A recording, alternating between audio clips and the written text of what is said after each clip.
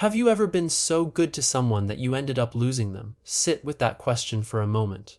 Don't answer it just yet. Let it sink in, because what you're about to hear will make you uncomfortable. And that's exactly what you need. There's a trap millions of men fall into every single day. A trap no one ever taught you to avoid. One that romantic movies celebrate as if it were a virtue. One your mother told you was the right thing to do. And yet it works like a slow poison in any relationship. That trap is called neediness. And most men don't even realize they've stepped into it. Think back to the last time you genuinely liked someone. Someone who was the first thing on your mind the moment you opened your eyes. What did you do? You probably answered their messages within seconds. You moved your schedule around to see them. You agreed with them even when they were wrong.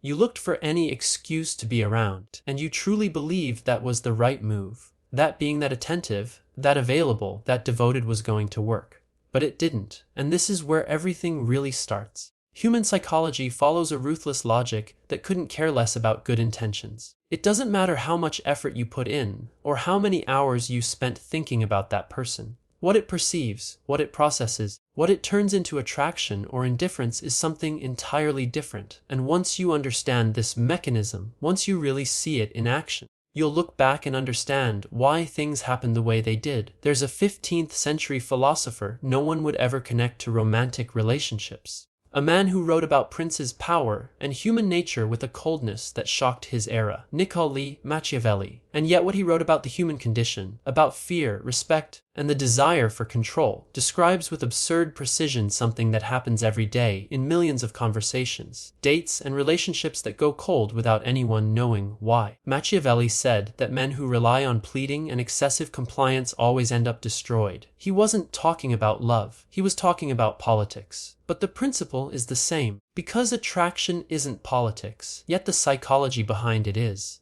I want you to think about something. When someone gives you everything without you asking, without them earning it, without any effort on your part, what do you feel? Gratitude, maybe.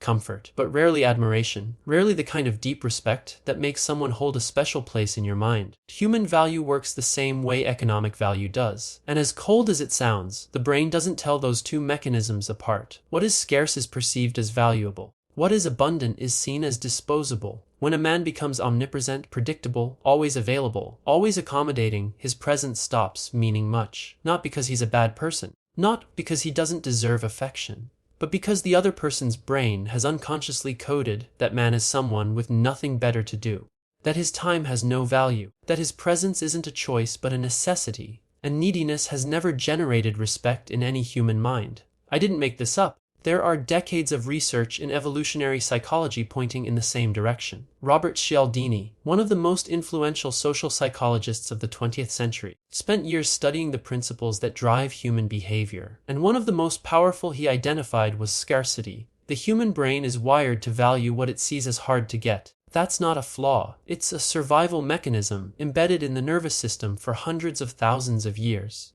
But there's something more, something beyond scarcity that very few people fully grasp. The real problem with the man who pleases too much isn't that he's too available. The real problem is that he has abandoned something fundamental, something that once lost, no amount of attention or affection can replace. He abandoned it so slowly, so gradually, that even he didn't notice. And that thing is his own identity. There's a concept Machiavelli called virtù, not virtue in the moral sense, not kindness, not niceness. To virtù as strength of character, as the ability to act, as a presence that doesn't ask permission to exist. A man with vert has his own direction. He has a project, a mission, something that occupies and defines him beyond any relationship. And paradoxically, that's exactly what makes him magnetic. Now comes the part no one wants to hear. When a man makes a woman the absolute center of his existence, he isn't giving her love.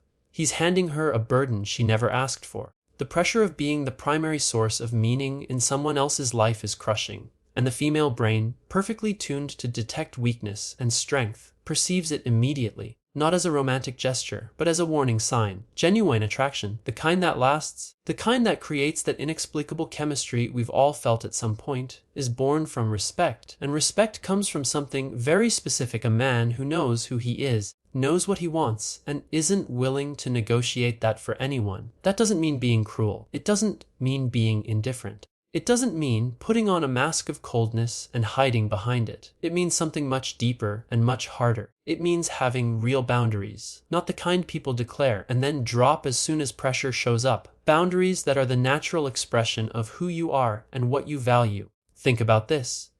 When someone crosses one of your boundaries and you say nothing, what are they learning about you? They're learning that your boundaries are negotiable, that your comfort comes second to theirs, that they can push one step further next time. Not necessarily because they're malicious, but because that's how human learning works. We respond to consequences, and when there are no consequences, behavior repeats and escalates. Machiavelli had an image he used when talking about leaders. He said the ideal prince should be both the fox and the lion. The lion who doesn't fear wolves, who imposes his presence, who can't be dragged around, and the fox who doesn't fall into traps, who thinks before acting, who reads situations intelligently before moving. Not blind force, not cowardly cunning, both at the same time. In the context of relationships, that means something very precise. It means an emotionally mature man doesn't react impulsively when something affects him. He doesn't send anxiety-filled messages at 2 a.m. He doesn't make scenes. He doesn't beg. But neither does he stay silent forever out of fear of conflict. He knows when to act, knows how to act, and has the emotional discipline not to let his fears run his decisions. Emotional independence is perhaps the most misunderstood concept of all. Many people confuse it with feeling nothing, with some kind of impenetrable armor that makes nothing affect you.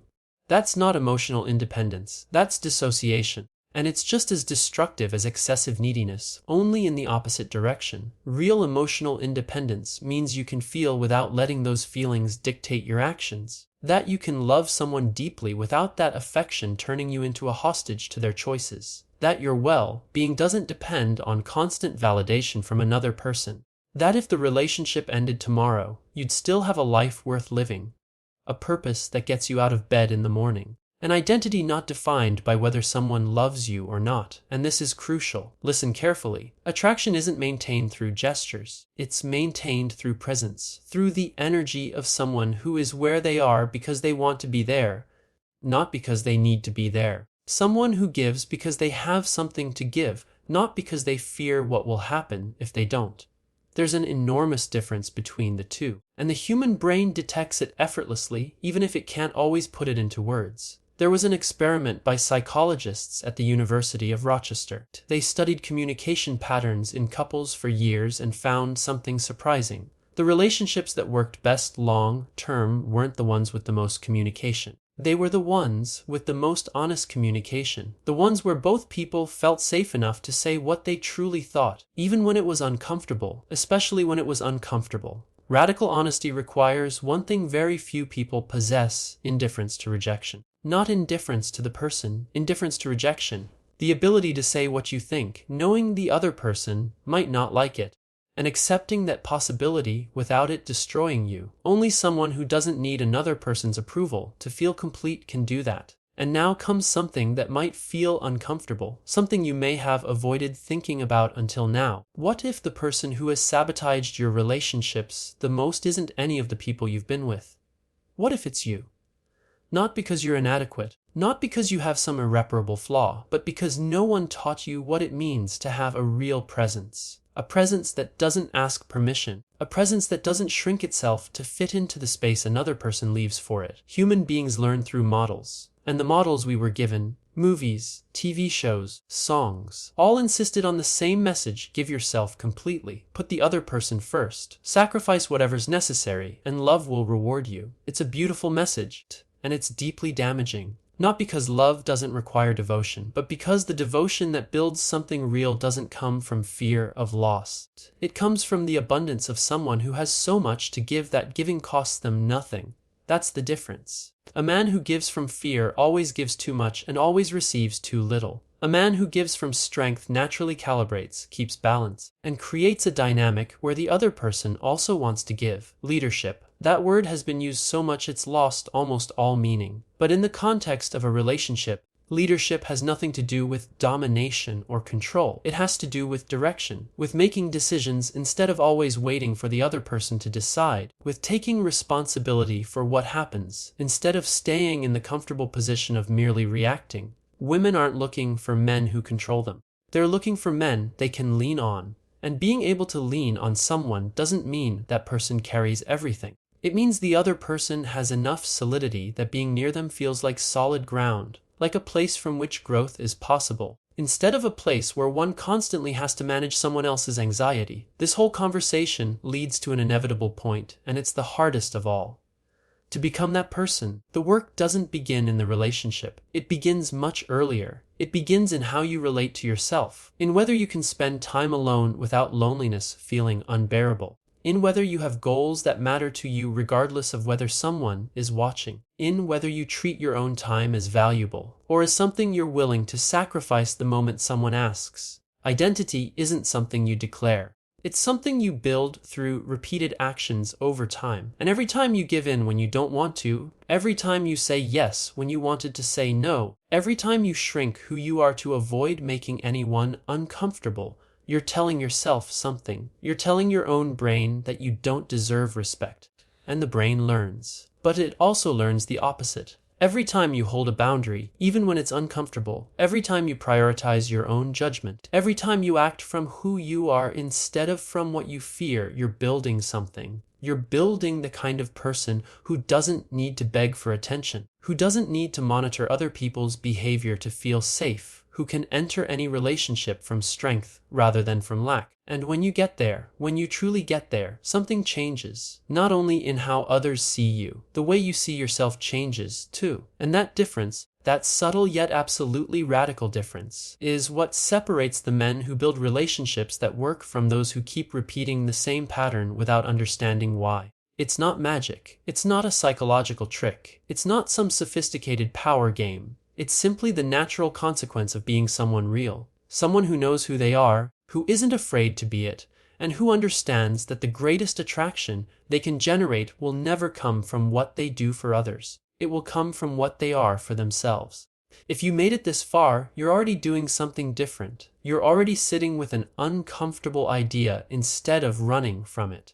And that, even if it seems small, is the beginning of everything that follows. If you made it to the end of this video, comment, "I made it," and I will personally reply to you. And if this resonated with you, subscribe to become part of the community and leave a like if you enjoyed it.